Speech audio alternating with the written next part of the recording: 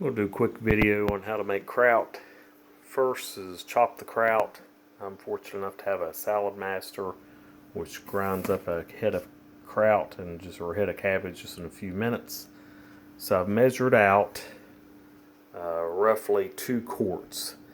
This is a 16-ounce measuring cup, 32 ounces in a quart. So I've filled this 4 times, packed it down pretty tight. Put 2 quarts worth in this bowl. I've also got 2 tablespoons of coarse salt, 2 tablespoons of caraway seed, and about 1 tablespoon of peppercorns.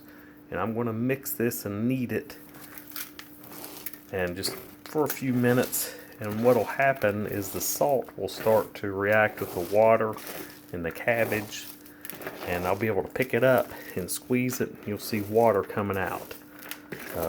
So it's giving up its water at that point. It's ready to go, and then I'll pack it in jars. Once you pack it in jars, you pack it in tightly, fill it with dechlorinated water.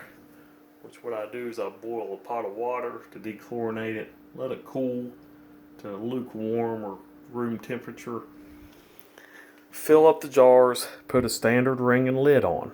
Place that jar in a drip pan and somewhere warm out of sunlight for about 2 to 3 weeks, and it'll bubble and it'll burp and it'll leak some brine out in the drip pan, which is completely normal. If your lid buckles, just take the lid off, swap it with a new one, and don't tighten as tight the next time. No big deal. And what happens is the CO2 from the fermentation creates that dead space of air and doesn't allow any mold or any bacteria or anything like that to grow. And it'll stay in your cellar for, I've had it in there for 12 months or more, and it's perfectly fine. Sometimes you'll get a mold cap on top, and some people toss it out. I just spoon it out generously, make sure I'm down well below the brine, any discolored cabbage out, and eat it, and it's fine. Mold is